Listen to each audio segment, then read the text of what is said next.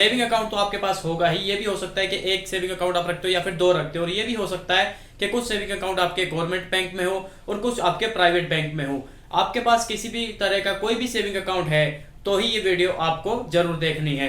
तो आप इसमें काम कर सकते हैं, चैनल को सब्सक्राइब कर सकते हैं, क्योंकि यहाँ पे मनी से रिलेटेड पैसों की बात हम चैनल पर करते रहते हैं। देखिए यहाँ पे बहुत सारे सवाल है सेविंग अकाउंट को लेके, बहुत सारे लोगों के मन में कंफ्यूजन चलता रहता है। कई सारे लोगों के मन में तो ये रहता है कि कितने सारे सेविंग अकाउंट ओपन करवा सकते हैं, प्राइवेट बैंक में कितने करवा सकते हैं, गवर्नमेंट बैंक में कितने करवा सकते हैं। और अगर आरबीआई का कोई कानून देखे तो आरबीआई का ऐसा कोई भी कानून, कोई भी पॉलिसी, कोई भी नियम नहीं है जिसमें यह लिमिट फिक्स की गई हो कि आप इतने ही सेविंग अकाउंट ओपन करवा सकते हैं।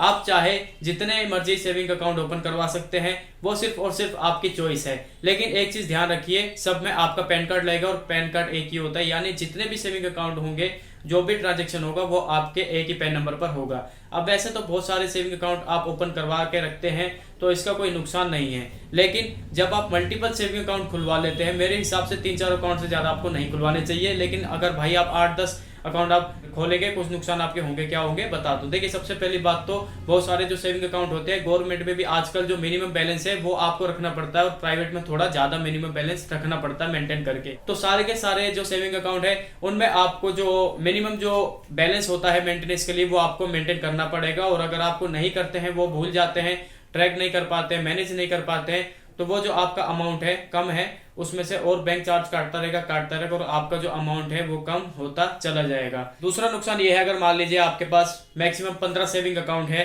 लेकिन आपने 5-6 सेविंग अकाउंट ऐसे हैं जो कि जिनके पास एटीएम कार्ड है, जो डेबिट कार्ड होते हैं वो ले रखे हैं, और आपको एवरी ईयर, भले आप उसे यूज करो या ना करो, लेकिन हर साल आपका डेबिट कार्ड का चार्ज आपको देना ही पड़ेगा। इसके अलावा एक एसएमएस चार्ज होता है, वो आपको एवरी मंथ पे करना ही पड़ता है। तो ये भी एक थोड़ी दिक्कत आती है, अगर आप ज्यादा से ज्यादा अकाउंट रखेंगे तो आपको ज्यादा चार्ज पे करने पड़ेंगे। और कुछ प्रॉब्लम हमने ये भी देखी है कि कुछ ऐसा भी होता है, अगर मान लो आपने मल्टीपल सेविंग अकाउंट आपने ओपन करवा रखे हैं, कुछ सेविंग अकाउंट में आप बहुत लंबे टाइम तक कोई ट्रांजैक्शन नहीं करते हैं, तो कई बार वो जो सेविंग अकाउंट होता है उसको डिसेबल कर दिया जाता है, ब्लॉक कर दिया जाता है और बंद कर दिया जाता है। और उसका जब आप उसे वापस से चालू करवाने जाते हैं तो कुछ बैंकों में जो उसमें भी आपसे चार्ज ले लेते हैं कुछ, तो ये नुकसान है। लेकिन हाँ, एक चीज मैं आपको यहाँ पे बताता हूँ, अगर मान लीजिए बैंक को कभी कोई प्रॉब्लम हो जाती है, बैंक को डूब जाती है, कुछ भी हो जाता है, बैंक खतरे में आते खत्म हो जाती है, तो आरबीआई सिर्फ आपकी 5 लाख रुपए की गारंटी लेती है। वो पहले 1 लाख रुपए थी, 5 लाख रुपए भी कुछ महीने पहले हुई है, यानी 5 लाख रुपए की गारंटी लेगा आरबीआई आपकी। भले ही आपके अकाउंट में 1 करोड़ रुपए, 2 करोड़ रुपए, अगर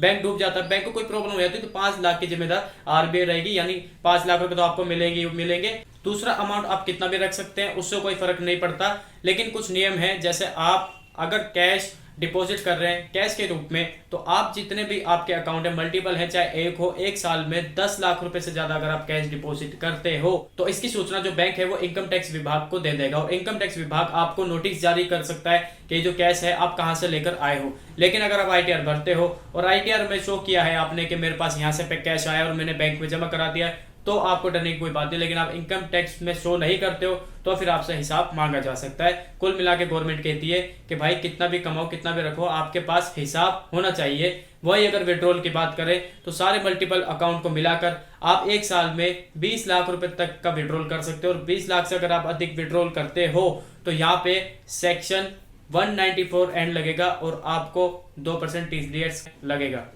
यानी 2% का टीडीएस आपसे काटा जाएगा। अब यहाँ से एक सवाल और भी सेविंग अकाउंट से जुड़ा हुआ कि सेविंग अकाउंट में क्या हमको टैक्स भी देना पड़ता है, तो हाँ, इसका भी एक नियम है। देखिए आपके कितने भी सेविंग अकाउंट हो, एक या हो मल्टीपल हो, सब में जो आपका पैसा रखा होता है उसमें जो आपको इंटरेस्ट मिलता है, अगर एक साल के अंदर 10,000 रुपए से ज्यादा का इंटरेस्ट आपको मिल रहा है तो फिर आपको टैक्स देना पड़ेगा उस पर। लेकिन अगर 10,000 से कम है तो फिर ये टैक्स आपका फ्री है। और एक साल की जो मैं बात कर रहा हूँ वो फाइनेंशियल ईयर की बात कर रहा हूँ, जो 1 अप्रैल से 31 मार्च होता है। वहीं अगर आप मान लीजिए अगर आप सीनियर सिटीजन है, ये जो इंटरेस्ट रेट है ये 50,000 तक है, यानी अगर आप एक सीनियर सिटीजन है और अकाउंट है आपके पास, या फिर आपने एफडी वगैरह कुछ भी जो है ओपन करवा रखी है, उसमें जो आपको ब्याज मिल रहा है सब में मिला के, अगर वो 50,000 से कम है तब तो आपको कोई टैक्स नहीं लगेगा, आप टैक्स को क्लेम कर सकते हैं। इसके लिए एक रूल है सेक्शन 80 TTB, उसके तहत आप क्लेम कर सकते हैं। लेकिन अगर वो 50,000 से ज्यादा इंटरेस्ट हो जाता है फाइनेंशियल ईयर में तो भी आपको टैक्स देना पड़ेगा।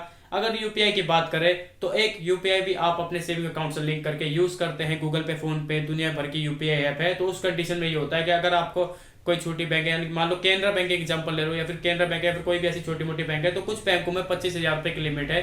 एक दिन में 25,000 से ज्यादा ट्रांजेक्शन आप नहीं कर सकते। लेकिन जो बड़ी बैंक है लेकिन जो बड़ी बैंक है, एसबीआई हो गया, आईसीआईसी हो गया, एचडीएफसी हो गया, वहां पे आप यूपीआई से एक दिन में 1 लाख रुपए तक का ट्रांजेक्शन कर सकते हैं। एक बैंक, अगर 3 बैंक आपके पास है तो 3 लाख आप ट्रांजेक्शन कर सकते हैं। पर बैंक आप 1 लाख रुपए का ट्रांजेक्शन यहाँ पे कर सकते हैं। तो ये सारे नियम है सेविंग अकाउंट के लिए। और अगर आपके दिमाग में और भी कोई सवाल है सेविंग अकाउंट को लेकर और आपके दिमाग में चल रहा है तो नीचे कमेंट सेक्शन में आप कमेंट करके आप हमें पूछ सकते हैं। तो वीडियो अच्छा लगा हो, इन्फॉर्मेशन आपको अच्छी लगी तो अपने दोस्तों के साथ शेयर करना और वीडियो को आप लाइक जरूर करना। और अगर आप चैनल पर पहली बार आए तो चैनल को सब्सक्राइब करना और बेल आइकन को प्रेस करना, क्योंकि हम पैसों से रिलेटेड इस चैनल पर पैसों की बात करते रहते हैं। मैं हूं उम्मीद, मैं मिलूंगा मेरी अगली नेक्स्ट वीडियो में। तब तक के लिए टेक केयर, बाय बाय।